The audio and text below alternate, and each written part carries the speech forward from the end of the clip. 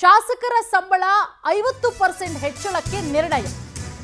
ನೋಡಿ, ಬೇರೆದಕ್ಕೆ ದುಡ್ಡಿಲ್ಲ, ಇದಕ್ಕೆ ಮಾತ್ರ ದುಡ್ಡಿದೆ. ಕಲಾಪ ಸಲಹಾ ಸಮಿತಿಯಲ್ಲಿ ಸಂಬಳ ಹೆಚ್ಚಳದ ನಿರ್ಣಯ. ಶಾಸಕರ ಸಂಬಳ ಹೆಚ್ಚಿಸೋದಕ್ಕೆ ಬಿಎಸ್ಸಿ ಸಭೆಯಲ್ಲಿ ನಿರ್ಣಯ ಕೈಗೊಳ್ಳಲಾಗಿದೆ. ಅಭಿವೃದ್ಧಿಗಿಲ್ಲ ಹಣ, ಗ್ಯಾರಂಟಿಗೆ ಸರಿಯಾಗಿ ಹಣ ಜಾರಿ ಆಗ್ತಾ ಇಲ್ಲ, ಸಂಬಳಕ್ಕೆ ಬರ ಇಲ್ಲ. ಅಂಗನವಾಡಿ ಆಶಾ ಕಾರ್ಯಕರ್ತೆಯರ ಸಂಬಳ ಹೆಚ್ಚು ಮಾಡಿಲ್ಲ, ಬರೀ ಫ್ರೀಡಂ ಪಾರ್ಕಲ್ಲಿ ಪ್ರೊಟೆಸ್ಟ್ ಮಾಡಿದ್ದೇ ಬಂತು. ಸಾರಿಗೆ ಇಲಾಖೆ ಸಿಬ್ಬಂದಿ ಸಂಬಳ ಕೂಡ ಸರಿಯಾಗಿ ಕೊಟ್ಟಿಲ್ಲ. ಆದರೆ ಶಾಸಕರ ಸಂಬಳ ಹೆಚ್ಚಳಕ್ಕೆ ಸರ್ಕಾರದಲ್ಲಿ ದುಡ್ಡಿಗೆ ಬರ ಇಲ್ಲ, ಅದು 50%. ಇದೆಲ್ಲದರ ಮಧ್ಯೆ MLAಗಳಿಗೆ ವಿಶ್ರಾಂತಿ ಪಡೆಯೋಕೆ 20 ರಿಕ್ಲೈನರ್ ಚೇರ್ ವ್ಯವಸ್ಥೆ ಬೇರೆ. ನೋಡಿ ಹೆಂಗಿದೆ. ಆರ್ಥಿಕ ಸಂಕಷ್ಟದ ಮಧ್ಯೆ ಶಾಸಕರ ಸಂಬಳವನ್ನ ಹೆಚ್ಚಳ ಮಾಡೋದಕ್ಕೆ ನಿರ್ಧಾರ ಮಾಡಿಕೊಂಡಿರೋದು. ಈ ಕಡೆ ಗ್ಯಾರಂಟಿಯನ್ನ ಘೋಷಣೆ ಮಾಡಿದ್ರಷ್ಟೇ 3-4 ತಿಂಗಳಾಯ್ತು, ಅಕ್ಕಿ ದುಡ್ಡು ಬಂದಿಲ್ಲ, ಗೃಹಲಕ್ಷ್ಮಿ ಹಣ ಬಂದಿಲ್ಲ, ಯಾವುದೇ ರೀತಿಯ ಹೊಸ ಶಂಕುಸ್ಥಾಪನೆಗಳಾಗ್ತಾ ಇಲ್ಲ, ರಾಜ್ಯದ ಅಭಿವೃದ್ಧಿಗೆ ಇವ್ರ ಹತ್ರ ದುಡ್ಡಿಲ್ಲ. ಆದರೆ ಶಾಸಕರ ಸಂಬಳದಲ್ಲಿ 50% ಹೆಚ್ಚಳ. ನೋಡಿ, 5% 10% ಇವರಿಗೆಲ್ಲ ಅದು ಯಾವುದು ಲೆಕ್ಕವೇ ಅಲ್ಲ. ಮಾಡಿದ್ರೆ 50% ಮಾಡಬೇಕು, ಇಲ್ಲ 100% ಮಾಡಬೇಕು. 50% ಹೆಚ್ಚಳ. ಒಂದು ಕಡೆ ಪಾಪ ಅಂಗನವಾಡಿ ಕಾರ್ಯಕರ್ತೆಯರು, ಆಶಾ ಕಾರ್ಯಕರ್ತೆಯರು, ಆ ನರ್ಸ್ಗಳು ಅವರೆಲ್ಲ ಬಿಸಿಲು ಮಳೆ ಅಂದೆ ಪುಟ್ಟ ಮಕ್ಕಳನ್ನ ಕರ್ಕೊಂಬಂದು ತಿಂಗಳಾನ್ಗಟ್ಲೆ ಪ್ರೊಟೆಸ್ಟ್ ಮಾಡಿದ್ದೇ ಬಂತು. ದಿನಗಟ್ಲೆ ಬಿಸಿಲು ಮಳೆ ಚಳಿ ಅಂದೆ. ಅವ್ರ ಕಡೆಗೆ ಸರ್ಕಾರದಿಂದ ಯಾವುದೇ ಒಬ್ಬ ಅಧಿಕಾರಿಗಳು ಕೂಡ ಗಮನ ಕೊಡಲಿಲ್ಲ, ಕೇರೆ ಮಾಡಲಿಲ್ಲ, ಪ್ರೊಟೆಸ್ಟ ಮಾಡ್ಕೊಂಡು ಹೋಗಿ ಅಷ್ಟೇ. ಆದರೆ ಶಾಸಕರ ಸಂಬಳ ಮಾತ್ರ 50% ಹೆಚ್ಚಳಕ್ಕೆ ನಿರ್ಣಯ. ಈ ಕಡೆ ಗೃಹಲಕ್ಷ್ಮಿ ಹಣ ಬಿಡುಗಡೆ ಆಗಿಲ್ಲ. ಕೇಳಿದ್ರೆ ನವೆಂಬರ್ದು ಆಗಿದೆ, ಡಿಸೆಂಬರ್ದು ಸೈನ್ ಆಗ್ತಾ ಇದ್ದೀವಿ, ಅದು ಜನವರಿಗಾಗುತ್ತೆ, ಹೀಗೆ ಕಾಲ ದುಡ್ಕೊಂಡು ಬಂದರು. ಮತ್ತೊಂದು ಕಡೆ ಜನರ ಮೇಲೆ ಬೆಲೆ ಏರಿಕೆಯ ಬರೆ. ಇದೆಲ್ಲದರ ನಡುವೆ ಶಾಸಕರ ಸಂಬಳ 50% ಹೆಚ್ಚಳ.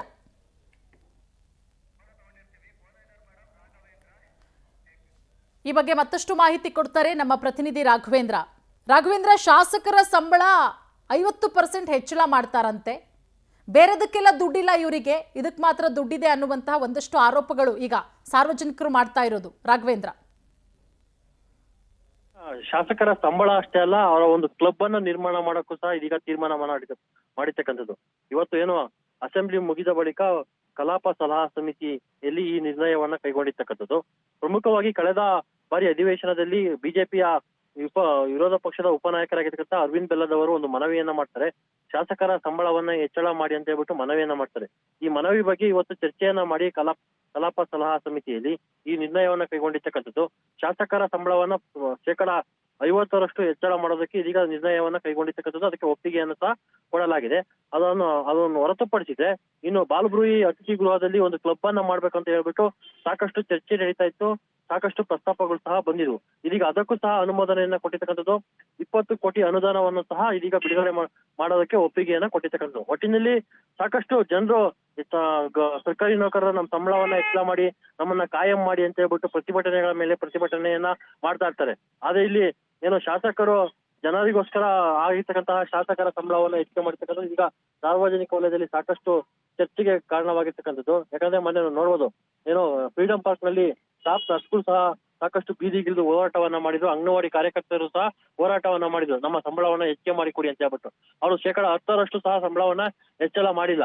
ಈಗಿರುವಾಗ ಶಾಸಕರದು 50%, ಅಂದ್ರೆ ಅರ್ಧಕ್ಕೆ ಅರ್ಧ ಹೆಚ್ಚಳ ಮಾಡಿರ್ತಕ್ಕಂಥದ್ದು ಈಗ ಸಾಕಷ್ಟು ಚರ್ಚೆಗೆ ಕಾರಣವಾಗಿರ್ತಕ್ಕಂಥದ್ದು. ಪೂರ್ಣಿಮಾ, ಅದರ ನಡುವೆ ನೋಡಿ, MLAಗಳಿಗೆ ವಿಶ್ರಾಂತಿ ಪಡೆಯೋಕ್ಕೆ ಎಂಥ ಚೇರು, ರಿಕ್ಲೈನರ್ ಚೇರ್ ವ್ಯವಸ್ಥೆ ಬೇರೆ. ನಿಂತು ಪಾಪ ಕಾಲ್ನೋವು ಬಂದಿರುತ್ತೆ, ಸದನದಲ್ಲಿ ಕುತ್ಕೊಂಡು ವಿಶ್ರಾಂತಿ ಪಡೀಲಿ ಅಂತ ಹೇಳಿ. ಇಲ್ಲಿ ಜನ ಬಿಸಿಲು ಮಳೆ ಚಳಿ ಅಂದೆ ತಿಂಗಳಾನ್ಗಟ್ಲೆ ಪ್ರೊಟೆಸ್ಟ್ ಮಾಡ್ತಾರೆ. ಒಂದು 5-10% ಜಾಸ್ತಿ ಮಾಡಿ, ಒಂದು 5,000-10,000 ರೂಪಾಯಿ ಜಾಸ್ತಿ ಮಾಡಿ ಅಂತ. ಅದಾಗಲ್ಲ. ಮತ್ತೊಂದು ಕಡೆ ಗ್ಯಾರಂಟಿಗಳು ಸರಿಯಾಗಿ ಬಿಡುಗಡೆ ಆಗ್ತಿಲ್ಲ. ಅದೆಲ್ಲದರ ನಡುವೆ ಬೆಲೆ ಏರಿಕೆ, ಈ ಕಡೆ ಕಿತ್ತು ಇವ್ರಿಗೆ ಕೊಡುವಂತ ಕೆಲಸ ಮಾಡ್ತಿರೋದು ಸರ್ಕಾರ. ರಾಘವೇಂದ್ರ, ಖಂಡಿತವಾಗೂ ಏನಂದ್ರೆ ಈಗ ಮತ್ತೊಂದು ಸಾಕಷ್ಟು ಟೀಕೆಗೆ ಕಾರಣವಾಗಿರ್ತಕ್ಕಂಥದ್ದು ವಿಧಾನಸಭೆಯ ಪಡಸಾಲೆಯಲ್ಲಿ ಹಾಕಿರ್ತಕ್ಕಂತಹ ರಿಕ್ಲೈನ್ ಚೇರ್ಗಳು.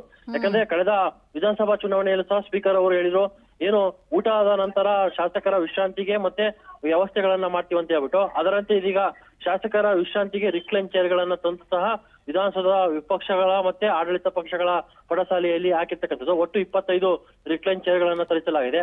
ಅದರ ಜೊತೆಗೆ 4 ಮಸಾಜ್ ಅಂದ್ರೆ ಬೆನ್ನು ನೋವಾಗಿರ್ಬೋದು, ಬೇರೆ ಯಾವ ತರ ನೋವಿದ್ರೆ ಅವುಗಳಿಗೂ ಸಹ ಇದು ಮಾಡ್ಕೊಳ್ಳೋದಕ್ಕೆ, ವಿಶ್ರಾಂತಿ ಪಡೆಯೋದಕ್ಕೆ 4 ಮಸಾಜ್ ಚೇರ್ಗಳನ್ನು ಸಹ ತಂದು ಹಾಕಿರ್ತಕ್ಕಂಥದ್ದು ಇದೀಗ ಸಾಕಷ್ಟು ಟೀಕೆಗೆ ಕಾರಣವಾಗಿದೆ. ಯಾಕಂದ್ರೆ ಸರ್ಕಾರದಲ್ಲಿ ಅಭಿವೃದ್ಧಿ ಕಾರ್ಯಕ್ರಮಗಳಿಗೆ ಹಣವಿಲ್ಲ ಅಂತ ಹೇಳ್ತಾರೆ. ಇಂಥದಕ್ಕೆಲ್ಲ ಎಷ್ಟರ ಮಟ್ಟಿಗೆ ದುಡ್ಡು ವೆಚ್ಚ ಮಾಡೋದು ಎಷ್ಟರ ಮಟ್ಟಿಗೆ ಸರಿ ಅನ್ನೋದು ಸಹ ಪ್ರಶ್ನೆ ಆಗಿರ್ತಕ್ಕಂಥದ್ದು. ಒಟ್ಟಿನಲ್ಲಿ ಸರ್ಕಾರ ಏನೇ ಮಾಡಿದ್ರು ಸಹ ಪ್ರತಿಯೊಂದರನ್ನು ಸಹ ಎಡುತ್ತಾ ಇರ್ತಕ್ಕಂಥದ್ದು ವಿಪರ್ಯಾಸ ಅಂತಾನೆ ಹೇಳ್ಬೋದು. ಪೂರ್ಣಿಮಾ, ಖಂಡಿತ. ಥ್ಯಾಂಕ್ ಯು ರಾಘವೇಂದ್ರ ತಮ್ಮೆಲ್ಲ ಮಾಹಿತಿಗಾಗಿ. ಎಸ್ ನೋಡಿ, ಒಂದು ಕಡೆ ರಿಕ್ಲೈನರ್ ಚೇರ್ ವ್ಯವಸ್ಥೆ, ಮೋಸ್ಟ್ಲಿ ಈ ಚೇರಲ್ಲಿ ಕೂತ್ಕೊಂಡ್ರೆ ಅಷ್ಟೇ ವಿಶ್ರಾಂತಿ ಪಡೆಯೋದಕ್ಕೆ ಸಾಧ್ಯ ಅನಿಸುತ್ತೆ. MLAಗಳಿಗೆ ರಿಕ್ಲೈನರ್ ಚೇರು ಸದನದಲ್ಲಿ ನಿಂತು ಸುಸ್ತಾಗಿರುತ್ತೆ, ಊಟ ಮಾಡಿದ್ಮೇಲೆ ಆರಾಮಾಗಿ ರೆಸ್ಟ್ ಮಾಡಲಿ ಅಂತ ಹೇಳಿ ರಿಕ್ಲೈನರ್ ಚೇರ್ ವ್ಯವಸ್ಥೆ ಮಾಡಲಾಗಿದೆ. ಆಮೇಲೆ ಮಸಾಜ್ ಬೇರೆ ಅಂತೆ. ಅದೆಲ್ಲದರ ನಡುವೆ ಶಾಸಕರ ಸಂಬಳ 50% ಹೆಚ್ಚಳ ಮಾಡಿರೋದು. ಈ ಕಡೆ ಜನ ಪಾಪ ಬಾಯಿ ಬಡ್ಕೊಳ್ತಾ ಇದ್ದಾರೆ. ಬೆಲೆ ಏರಿಕೆ ಬಿಸಿ ತಡ್ತಾ ಇದೆ, ನಮಗೆ ಒಂದಾದ ಮೇಲೊಂದರಂತೆ ಬೆಲೆ ಏರಿಕೆ ಆಗ್ತಾ ಇದೆ. ಮತ್ತೊಂದು ಕಡೆ ಗೃಹಲಕ್ಷ್ಮಿ ಇರಬಹುದು, ಅದರ ಜೊತೆಗೆ ಅನ್ನಭಾಗ್ಯ ಯಾವುದೂ ಕೂಡ ಹಣ ಬಿಡುಗಡೆ ಆಗ್ತಿಲ್ಲ ಅಂತ ಹೇಳಿ. ನೋಡಿ, ಆರ್ಥಿಕ ಸಂಕಷ್ಟದ ಮಧ್ಯೆ ಶಾಸಕರ ಸಂಬಳ ಹೆಚ್ಚು ಮಾಡಿದ್ದು ಎಷ್ಟು ಮಟ್ಟಿಗೆ ಸರಿ? ದುಡಿಯೋ ಸರ್ಕಾರಿ ವರ್ಗಕ್ಕೆ ಸರಿಯಾಗಿ ಸಂಬಳ ಕೊಡಬೇಕಲ್ವಾ? ಅದೇ ಹಣದಲ್ಲಿ ಬಾಕಿ ಇರುವಂತಹ ಸಂಬಳ ಕ್ಲಿಯರ್ ಮಾಡ್ಕೋಬೋದಲ್ಲ? ಈ ಆರ್ಥಿಕ ಸಂಕಷ್ಟದ ಮಧ್ಯೆ ಅದು 50% ಸಂಬಳ ಹೆಚ್ಚು ಮಾಡಿರೋದು ಈಗ ಸಾಕಷ್ಟು ವಿರೋಧಕ್ಕೂ ಕೂಡ ಕಾರಣ ಆಗಿದೆ. ಸಾರ್ವಜನಿಕರು ಪ್ರಶ್ನೆ ಮಾಡ್ತಾ ಇದ್ದಾರೆ. ಒಂದು ಕಡೆ ಎಷ್ಟೋ ಗೌರ್ಮೆಂಟ್ ಆಫೀಸ್ಗಳಲ್ಲಿ ಸರಿಯಾಗಿ ಸಂಬಳ ಕೊಡ್ತಾ ಇಲ್ಲ, ಸಾಕಷ್ಟು ತಿಂಗಳುಗಳಿಂದ ಪೆಂಡಿಂಗ್ ಇದೆ. ಅದನ್ನು ಕ್ಲಿಯರ್ ಮಾಡ್ಕೊಳ್ಳೋದು ಬಿಟ್ಟು ಶಾಸಕರಿಗೆ 50% ಸಂಬಳ ಹೆಚ್ಚು ಮಾಡ್ತಾರೆ ಇವರು, ಐಷಾರಾಮಿಯಾಗಿ ಜೀವನ ಮಾಡೋದಕ್ಕೆ ಬೇಕಾದಂಥ ವ್ಯವಸ್ಥೆ ಮಾಡ್ಕೊಳ್ತಾರೆ ಅಂದರೆ, ಜನ ನೀವು ಹೆಂಗೆ ಬೇಕಾದರೂ ಸಾಯಿರಿ, ನಾವು ಮಾತ್ರ ಐಷಾರಾಮಿಯಾಗಿ ಜೀವನ ಮಾಡ್ತೀವಿ, ನಮ್ಮ ಸಂಬಳಗಳನ್ನು ಮಾತ್ರ ಜಾಸ್ತಿ ಮಾಡ್ಕೋದು. ಇದನ್ನು ಶಾಸಕರ ಬಳಿ ಹೋಗಿ ಮೈಕ್ ಹಿಡ್ಕೊಂಡು ಕೇಳ್ಬಿಟ್ರೆ ಅವ್ರು ಕೂಡ ಆನ್ಸರ್ಗಳು ಭಾಳ ರೀತಿ ಇರುತ್ತೆ. ಸಾಕಷ್ಟು ಜನ ಬರ್ತಾರೆ, ಅವ್ರು ಟೀ ಕಾಫಿಗೆ ಅಷ್ಟು ಖರ್ಚಾಗುತ್ತೆ, ನಾವು ನಮ್ಮ ಕಚೇರಿ ಬಾಡಿಗೆನೇ ಅಷ್ಟಾಗುತ್ತೆ, ದಿನನಿತ್ಯ ನಮ್ಮ ಆಫೀಸಿಗೆ 100 ಜನ ಬರ್ತಾರೆ, ಅವ್ರಿಗೆಲ್ಲ ಟೀ ಕೊಡಬೇಕು, ಅವ್ರನ್ನೆಲ್ಲ ಮೇಂಟೈನ್ ಮಾಡಬೇಕು ಅಂತ ಹೇಳಿ ಅದಕ್ಕೊಂದಿಷ್ಟು ಉದ್ದ ಲಿಸ್ಟ್ ಇಟ್ಕೊಂಡಿರ್ತಾರೆ. ಶಾಸಕರನ್ನೇನಾದರೂ ಕೇಳಿ, ಏನು ಸರ್ 50% ಜಾಸ್ತಿ ಆಗಿದೆಯಲ್ಲ ಯಾಕೆ ಅಂತ ಕೇಳಿದ್ರೆ, ಇಲ್ಲ ನಾವು ಮುಂಚೆನೇ ಇನ್ನೂ ನಾವು ಹೆಚ್ಚಿಗೆ ಕೇಳಿದ್ವಿ, ಆದರೆ 50% ಮಾಡಿದ್ದಾರೆ ಅಂತ ಅದಕ್ಕೊಂದಿಷ್ಟು ಲಿಸ್ಟ್ ಹೇಳ್ಕೊಳ್ಳೋದು. ಅದರ ಜೊತೆಗೆ ರಿಕ್ಲೈನರ್ ಚೇರ್ ವ್ಯವಸ್ಥೆ ಬೇರೆ.